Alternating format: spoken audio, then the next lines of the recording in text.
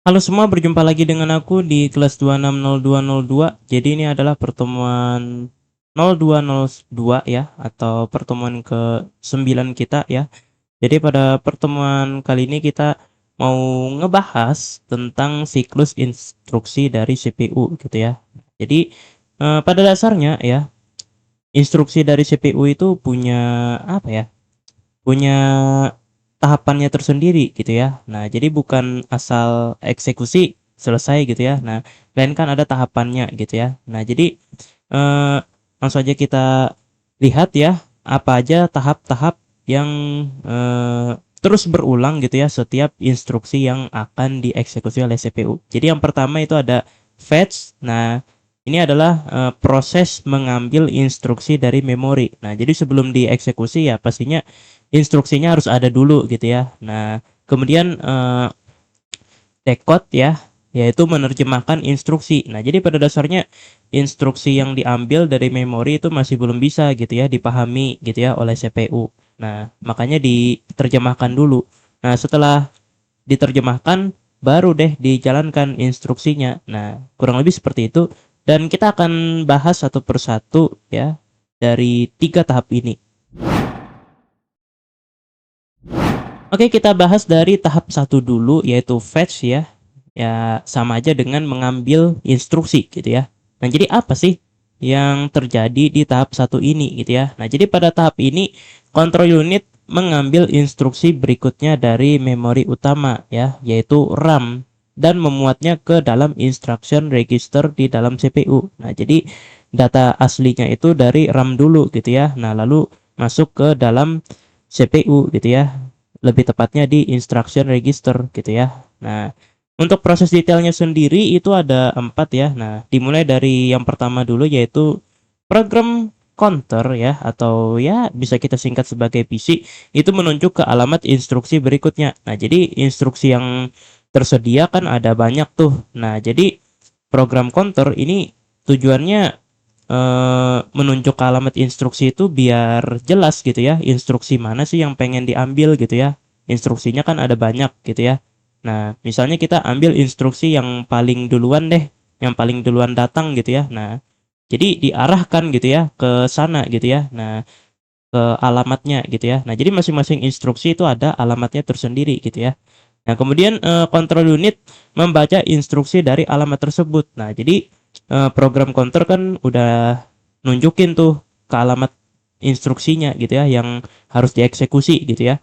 Nah, maka control unit itu tinggal baca aja gitu ya instruksi dari alamat yang ditunjuk.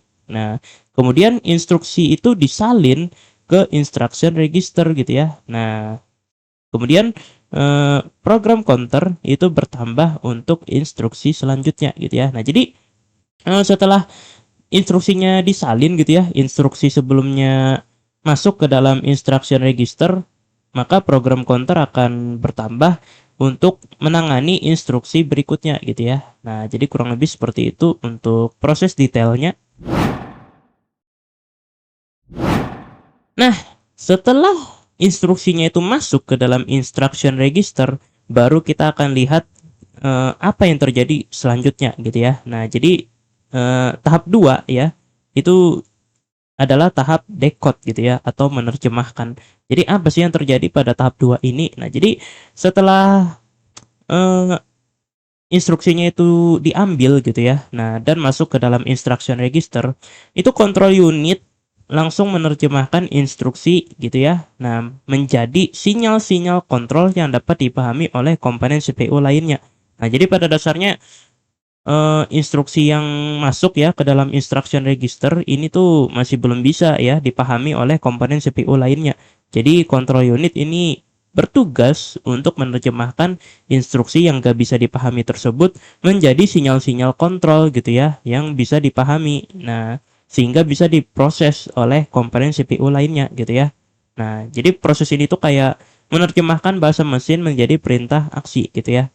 Nah, dan ini ada contoh sederhananya ya. Nah, contohnya di sini ada instruksi ADD R1, R2, R3 ya. Nah, ini instruksinya mentah gitu ya. Nah, mungkin kita nggak ngerti gitu ya maksudnya apa gitu ya.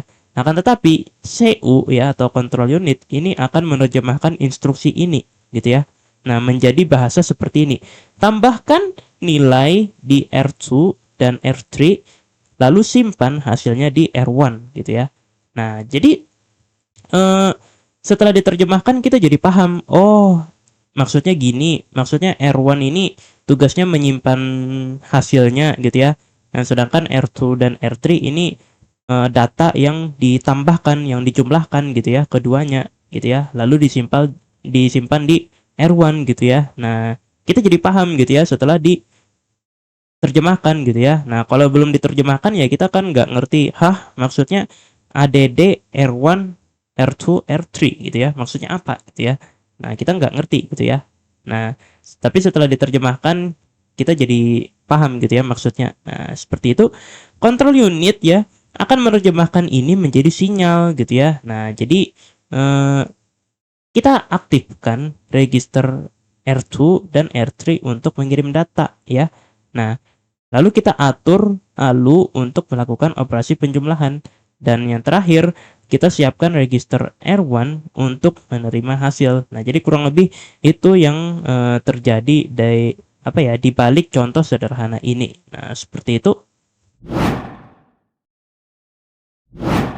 Dan yang terakhir ya tahap ketiga yaitu execute gitu ya. Nah, atau menjalankan gitu ya. Nah, jadi apa sih yang terjadi di tahap 3 ini? Nah, jadi yang terjadi di tahap 3 ini adalah CPU benar-benar menjalankan instruksi yang telah diterjemahkan. Jadi karena instruksinya udah jelas nih, baru deh CPU bisa bertindak gitu ya. Nah, komponen-komponen yang diperlukan itu diaktifkan dan kemudian operasi akan dilakukan gitu ya.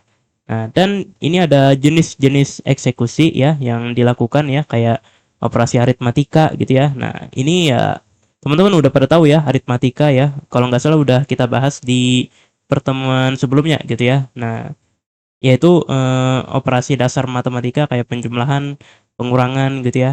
Nah, kemudian ada transfer data. Nah, ini kayak datanya nih dipindahkan gitu ya antar register atau ke memori ya.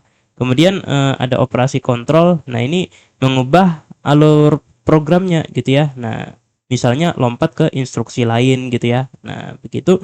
Dan terakhir ada operasi input output. Nah, ini kita berinteraksi dengan perangkat masukan gitu ya, perangkat yang memasukkan data dan perangkat yang menampilkan hasil data gitu ya. Nah, seperti itu. Nah, setelah eksekusi selesai, siklus akan kembali ke tahap fetch untuk instruksi berikutnya. Nah, jadi setiap instruksi itu akan menjalani tepat 3 tahap ini ya, yaitu fetch, kemudian decode dan terakhir adalah execute. Nah, setelah tahap ini selesai ya, maka akan lanjut gitu ya ke instruksi berikutnya. Nah, sekarang kita akan lihat contoh lengkapnya ya dari siklus instruksi dalam aksi ya biar lebih kebayang. Kita akan kasih contoh di sini ada menghitung 7 ditambah 4 dan menyimpan hasilnya. Nah, kita akan lihat bagaimana 7 ditambah 4 ini itu akan melalui 3 tahapan yang kita bahas sebelumnya.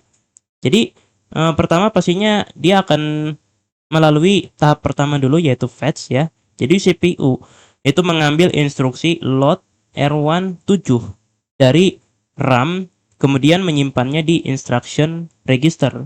Nah, ini baru tahap pertama. Lalu tahap kedua ya yaitu decode. Nah, jadi control unit itu menerjemahkan ya load R1 7 itu menjadi muat angka 7 ke register R1. Nah, seperti itu. Nah, setelah sudah jelas nih, diterjemahkan nih, udah jelas nih instruksinya, baru dieksekusi ya. Nah, di tahap execute. Jadi angka 7 itu dimuat ke register R1 gitu ya. Nah, lalu kalau sudah ya, kita akan lanjut ke data 4-nya lagi ya. Nah, jadi ini baru 7 ya yang dieksekusi ya. Nah, yang 4-nya belum ya. Kemudian kita lanjut ke fetch lagi ya. Kita balik lagi ke fetch ya. Nah, jadi CPU mengambil instruksi berikutnya yaitu load R2 4 gitu ya. Nah, lalu di decode ya. Nah, angka 4 itu dimuat ke register R2 gitu ya. Nah, jadi di terjemahkan dulu ya di tahap ini, diterjemahkan lalu dieksekusi ya. Nah, setelah dieksekusi ya, baru kita ambil lagi instruksi tambahan yaitu instruksi add R3 R1 R2 ya, diambil gitu ya. Nah, kemudian kita decode dan execute lagi ya. Nah, lalu menjumlahkan R1 ya, yaitu 7 ditambah R2 4. Nah, hasilnya sama dengan 11. Nah, jadi hasil 11-nya ini itu disimpan di R3 gitu ya. Nah, begitu. Nah, kalau kita perhatikan, kita mungkin berpikir kalau instruksinya itu adalah 7 ditambah 4. Tapi ternyata ya, dalam CPU ya, ternyata dibacanya itu bukan 7 ditambah 4, tapi dibacanya itu ya satu per satu ternyata ya. Yang pertama itu yang dibaca itu 7 dulu ya, kemudian 4, kemudian tambah gitu ya. Nah, jadi ada 3 kali ini siklus instruksinya itu terjadi gitu ya. Nah, yang pertama 7 dulu tadi kan. Nah, kemudian 4 dulu, lalu yang terakhir adalah tambah gitu ya. Nah, seperti itu. Jadi bukan langsung instruksinya tuh di 7 ditambah 4 langsung hasilnya keluar gitu ya. Nah, bukan, tapi di proses satu-satu, 7 dulu gitu ya. Nah, 7 itu disimpan ke R1 gitu ya. Nah, 4 itu disimpan ke R2 gitu ya. Nah, terus R3 yang tugasnya menyimpan hasilnya gitu ya, itu akan mengisi 7 ditambah 4 ini tadi gitu ya. R1 ditambah R2 tadi gitu ya. Nah, seperti itu. Jadi dibacanya tuh satu persatu ya, teman-teman. Jadi jangan sampai teman-teman nanti nganggap pasti ini 7 tambah 4 ini sekali jalan doang gitu ya, sekali eh, fetch, decode, lalu execute selesai gitu ya. Padahal kenyataannya fetch, decode, dan execute ya, siklus itu tadi ya terjadi sebanyak 3 kali gitu ya. Nah, dari 7 ditambah 4 ini tadi gitu ya. Jadi dibacanya tuh satu-satu. Nah, dan yang terakhir kita akan lihat kecepatan dari siklus instruksi. Nah, jadi kecepatan CPU itu diukur dalam Hz ya, kita sebut saja Hz ya di sini, yang menunjukkan berapa banyak siklus clock per detik gitu ya. Nah, setiap siklus clock memungkinkan CPU menyelesaikan satu atau lebih tahap dari siklus instruksi gitu ya. Nah, jadi misalnya di sini ada 1 miliar siklus gitu ya. Nah, ini CPU 1 GHz ya dapat melakukan 1 miliar siklus clock per detik. Nah, ini ya satuannya ya. Nah, kemudian ada siklus per instruksi ya. Itu kayak instruksi sederhana yang membutuhkan 3 sampai 4 siklus clock gitu ya. Nah, dan yang terakhir itu ada instruksi per detik gitu ya. Nah, jadi CPU modern itu dapat menjalankan ratusan juta instruksi per detiknya. Nah, sekitar ya 250 jutaan gitu ya per detiknya gitu ya. Nah, seperti itu. Oke, aku rasa segitu saja pembahasan kita tentang siklus instruksi dalam CPU ya. Semoga dapat dipahami, dan tak lupa aku ucapkan terima kasih kepada teman-teman semua yang sudah mau menghadiri pertemuan ini, dan sampai jumpa di pertemuan-pertemuan berikutnya.